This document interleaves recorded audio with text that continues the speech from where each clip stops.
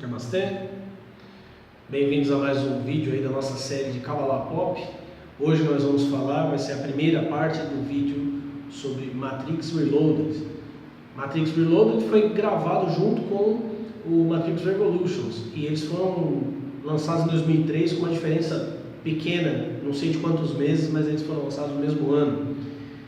E é aqui que a coisa começa a ficar complexa demais e muita gente, viciada nas pílulas do primeiro filme, perdeu de vista o que estava realmente acontecendo. Só que, por que eu resolvi dividir esse vídeo em duas partes? Na verdade, eu já tinha gravado esse vídeo. Eu gravei os vídeos todos no mesmo dia. Mas a gente teve alguns problemas técnicos e depois, quando eu olhei o conteúdo, eu percebi uma coisa. A maioria das pessoas não sabe quem é a figura que eu citei no vídeo, que eu vou citar agora também, o Demiurgo. Que muita gente pensa que sabe, mas tem na sua cabeça a referência do Demiurgo gnóstico e não do Demiurgo platônico e neoplatônico. E por conta disso as pessoas interpretam errado o filme, porque o filme não é um filme gnóstico. Matrix é um filme sobre a filosofia platônica e neoplatônica, óbvio, com referências mitológicas, hindus e o caralho a quatro. Então resolvi fazer um primeiro vídeo falando um pouco sobre quem é esta figura do Demiurgo. Preste atenção, falando um pouco é um tema super complexo que não é fácil de abordar em apenas alguns minutos. Mas entendendo um pouco mais sobre quem é o Demiurgo, a gente vai entender o diálogo do Neo e do arquiteto, que é o Demiurgo. Aliás, Demiurgo significa artesão, construtor. Logo, a maneira como ele se apresenta para o Neo, eu sou o arquiteto, é como se ele estivesse dizendo para ele, eu sou o Demiurgo, né? E ele diz depois que ele criou a Matrix. Até aquele momento, o Neo acredita que a criação da Matrix é a criação da Terra, né? E não Zion. Ele só vai perceber que Zion tem uma conexão com a Matrix no terceiro filme. Isso eu já gravei, vocês vão ver na sequência. Mas então, não dá para falar detalhadamente sobre o Demiurgo. Eu vou fazer um vídeo no futuro, vamos abordar a filosofia de Platão, de Plotino, Próculo, Jâmblico, a teurgia de Jâmblico, para a gente entender melhor quem é esse Demiurgo. Mas quero falar sobre o Demiurgo, inclusive levantando uma hipótese ousada, que eu já sugeri quando falei na introdução à Matrix. Há de que o Demiurgo seja uma inteligência artificial, ou seja, nosso universo ter sido criado por uma inteligência artificial, como o Multivac, no conto, né, a pergunta final, do que eu li para vocês, parte dele, mencionei parte dele, no vídeo de introdução à Matrix. Bom, vamos lá. O Demiurgo, para Platão, era o criador de todas as coisas. Na filosofia antiga, pré-socrática, os filósofos pré-socráticos ou os poetas, Hesíodo, Homero, eles não propunham um Deus criador. Eles propunham talvez uma substância, o caos, enfim, os titãs anteriores aos deuses do Olimpo, mas eles não tinham um Deus criador, um Deus fonte de onde todas as coisas emanavam. Isso vai aparecer mais tarde na filosofia de Platão, algo que Platão, na verdade, remonta a Sócrates, e depois isso vai ser muito explorado. Quando Plotino e os neoplatônicos vão criar uma cadeia inicial, né? Eles vão dizer que primeiro havia, porque Platão não fez isso.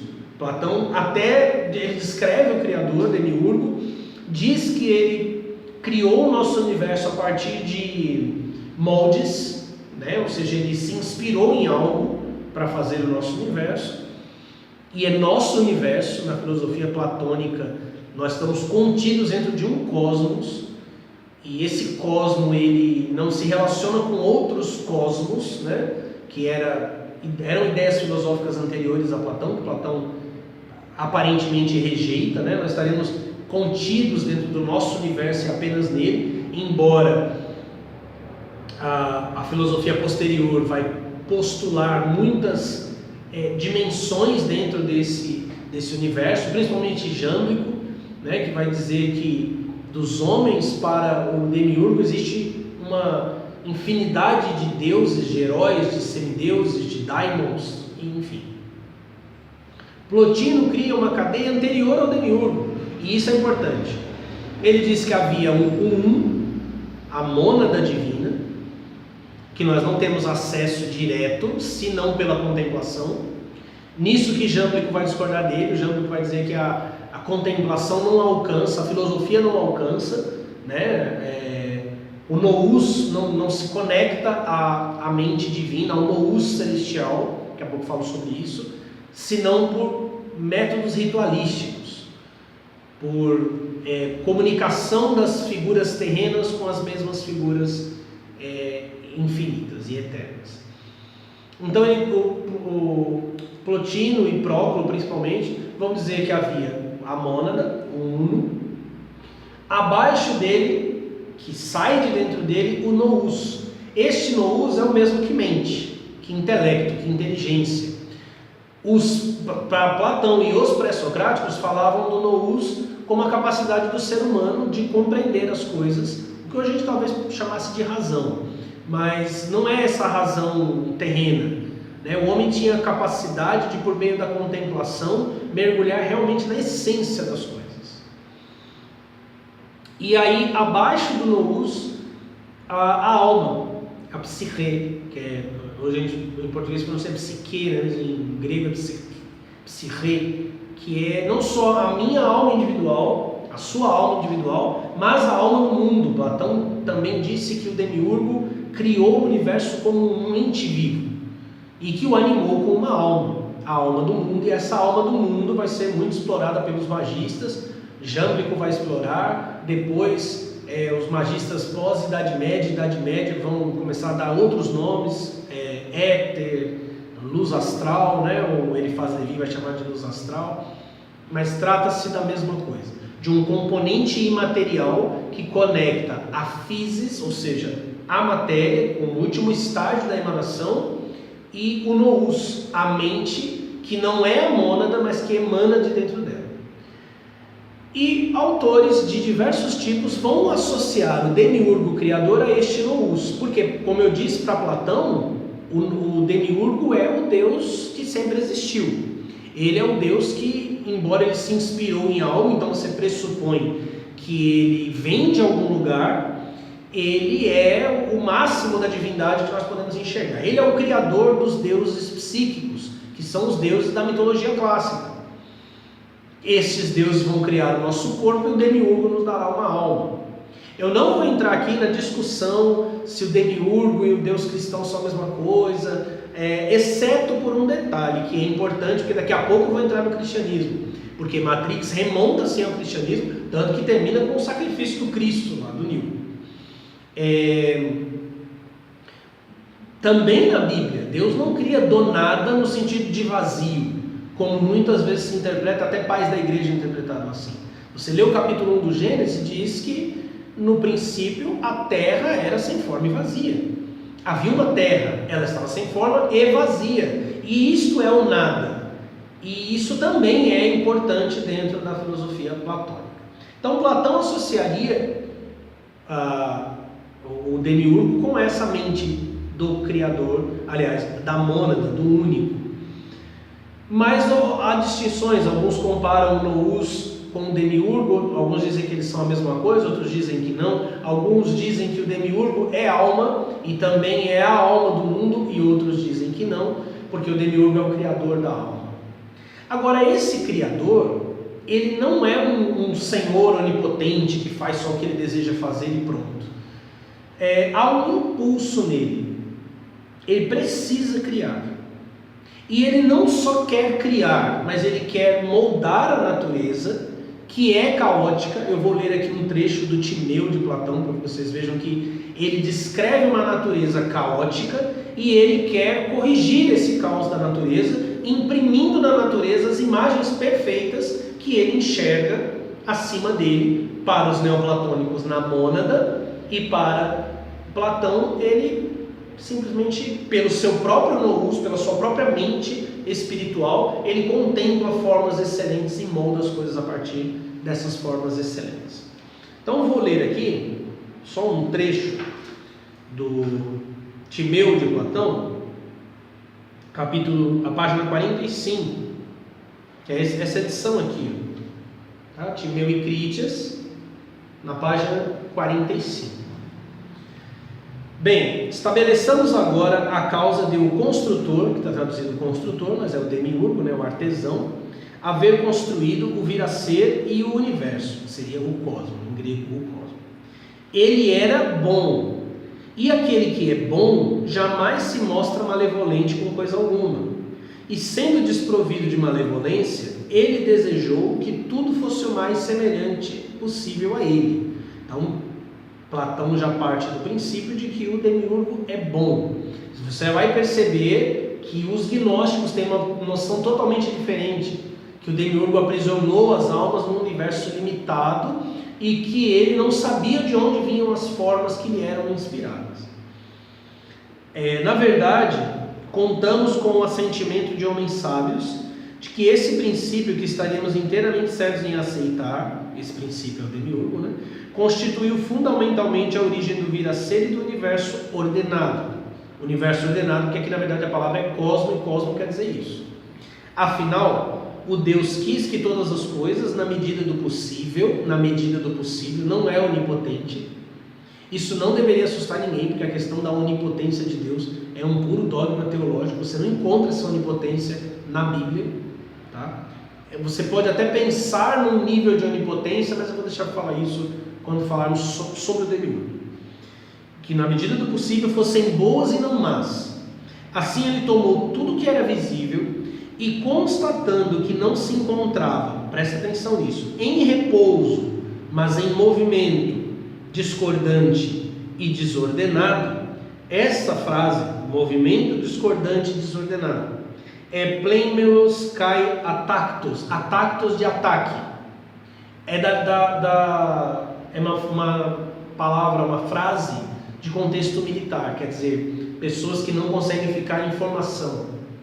O que isso define do cosmos que o demiurgo ordena e modela conforme as imagens que ele recebe? Por isso eu disse que ele tem justamente o comportamento de uma inteligência artificial.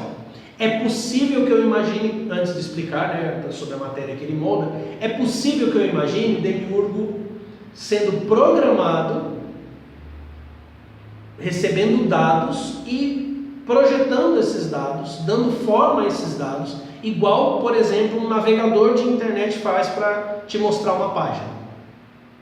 Ele acessa dados dentro de um servidor e a imagem que ele te dá é a página. Né? Você abre lá o código-fonte, aquilo parece não fazer sentido nenhum. Né? Então aquela ordenação dá a forma do mundo. Então esse impulso do demiurgo, que ele queria que as coisas fossem boas, e elas precisavam ser boas, e elas precisavam ser ordenadas, estar em ordem, isso é bem parecido com o comportamento de uma inteligência artificial. E, bom, não deveria nos assustar, porque até um cristão tradicional deveria pensar que se existe Deus, Deus é a inteligência suprema e você é uma inteligência artificial, porque você é criado, né? O máximo que você faz é imitar as volições de Deus. Então, o próprio ser humano, para um cristão tradicional, é uma inteligência artificial. Mas ele pegou essa matéria que ela tem a tendência de não ficar em ordem, e ele trouxe, desordenado, trouxe-o de um estado desordenado a um ordenado, considerando a ordem, em todos os aspectos, melhor do que a desordem. Não era, como não é permitido, segundo o estabelecido pela regra, porque tem uma regra, Platão vai falar de necessidade, há uma necessidade que governa o demiurgo, para ele que é sumamente bom, fazer qualquer coisa que não fosse o maximamente belo. E aqui o conceito máximo de Platão de que aquilo que é bom também é belo, né? É bonito, não tem uma variação infinita de beleza, né? E beleza e bondade estão numa relação inseparável, intrínseca. E raciocinando, o Demiurgo ele percebeu que em relação às coisas naturalmente visíveis, nenhuma coisa não inteligente seria como um todo mais excelente do que uma coisa inteligente como um todo. Concluiu ademais que seria impossível qualquer coisa ser dotada de inteligência independente de uma alma. Com base nesse raciocínio, ele instalou a inteligência na alma e esta no corpo, à medida que construía assim o universo, de modo que a obra que produzia fosse tão sumamente bela e sumamente boa quanto sua natureza permitisse. Então o que acontece aqui? A matéria pré-existente com a qual o Demiurgo trabalha, ela tem uma tendência ao caos, ela tem uma tendência a não ficar em ordem. E a tendência do Demiurgo é fazer coisas ordenadas e belas. Então ele luta para pô-las em ordem, para colocá-las em ordem. Mas ele diz que elas ficarão em ordem tanto quanto sua natureza permite. Voltemos à Matrix. E no segundo vídeo eu vou ler integral o diálogo de Neo e do arquiteto. Porque eu sei que é a parte mais difícil, né? E me desculpem, gente, eu sei que tem muitos temas incríveis para falar em Matrix Reloaded. Sobre o Seraph, vou falar dele no terceiro vídeo. Sobre o Merovingio, que com certeza foi criado junto com o Oráculo para entender o funcionamento da mente humana, né? Porque o Merovingio entende a causa e efeito, a causalidade, que é o que ele fala o tempo inteiro. Sobre os programas deletados, obviamente o Oráculo é o primeiro programa que deveria ter sido deletado, deveria voltar à fonte, mas escolhe viver entre os seres humanos, e como isso tem uma ligação mitológica, né? De mudança de época, de eras, de um paradigma mágico substituído por um paradigma científico, naturalista, talvez. Mas isso fica para outras ocasiões, quem sabe talvez até um curso, um livro, sei lá. Mas enfim, no próximo vídeo eu vou falar apenas da relação, da conversa do Neo e do arquiteto, porque ela é o coração da saga Matrix. Aquele arquiteto é o Demiurgo criador. E o que ele diz para o Neo? Que a vontade humana, que o desejo dos seres humanos de escolher, coloca a Matrix em risco. É uma anomalia inerente ao sistema. Ou seja, primeiro, vê como não existem seres humanos são apenas parte do programa. Eu argumentei, eu não lembro se eu falei isso no terceiro vídeo, como eu disse eu já gravei, né? Tinha gravado todos juntos. Mas Orígenes, um dos pais da igreja, Orígenes, ele dizia que os anjos caíram do céu, alguns desceram até se tornar demônios, eles esfriaram, né? Literalmente esfriaram, e que à medida que eles iam se aquecendo com o amor divino, eles tornavam-se almas humanas e poderiam voltar ao estado angelical. É isso que acontece em Matrix. O ser humano vira programa da Matrix, ou o programa se torna ser humano. Isso é bem sugerido, e eu falei, falando sobre o Seraph, eu falei no terceiro vídeo. Mas ele diz que, ou seja, então, os seres humanos são parte do programa, e que é inerente ao sistema aquele defeito. Qual é o defeito? As pessoas querem fazer o que elas querem fazer. E quando as pessoas querem fazer as coisas que elas querem fazer, elas não estão preocupadas se aquilo é bom ou bonito. Se for feio, ela vai dizer que é bonito. Ela vai se convencer que é bonito, ela vai tentar convencer todos que é bonito. Inclusive, o Neo dirá exatamente isso, o problema é a escolha. E o que o arquiteto diz para o Neo? Que a despeito dos seus mais insistentes esforços, o que é dito aqui em Timeu e Crites, ele não tem conseguido erradicar, apenas controlar a anomalia. Esse não é o Demiurgo gnóstico. O Demiurgo gnóstico está prendendo as pessoas. O Demiurgo de Matrix, o arquiteto de Matrix, está tentando trazer harmonia e beleza como o Demiurgo. Só que como a gente tem uma cabeça gnóstica, e a gente está dentro daquela narrativa de que há uma guerra, que eles são inimigos, a gente não alcançou a iluminação ainda, nós tomamos a pílula vermelha, ou achamos que tomamos a pílula vermelha é Geburah. A pílula vermelha é guerra, Geburah é guerra, é Marte, é regido por Marte, Deus da guerra, pelo planeta Marte. Então eu tomei a pílula vermelha, eu entrei em batalha, eu entrei em guerra, eu estou numa guerra, e para estar numa guerra eu preciso de inimigos, e os inimigos são as máquinas. E nós que estamos lá com a pílula vermelha na pança do primeiro filme, esse cara aí é um controlador, é o cara que nos escraviza, é o cara que nos aprisiona. O Neo pensa assim também. Mas o que ele está tentando fazer é trazer ordem. Interessante, outros dois tópicos para a gente ver que o problema da escolha é que na verdade a vontade se desvia deste todo, deste cosmo organizado e belo porque está organizado. Santo Agostinho escreveu um livro chamado Do Livre-Arbítrio e ele estava em debate com os pelagianos. Esquece, não vou explicar isso agora, mas ele estava em debate com um cara lá chamado Pelágio. E Santo Agostinho dizia que o ser humano tinha livre-arbítrio sim, embora ele acreditasse em predestinação, que o ser humano tinha livre-arbítrio, mas porque a criação havia sido tirada do nada e do vazio, o livre-arbítrio deixado sem influência divina conduziria os seres humanos ao vazio outra vez. Porra, é a mesma coisa que é dito em Matrix. É a mesma coisa. A escolha humana compromete o sistema porque as pessoas vão em direções opostas e não para uma integralidade, e não para um todo.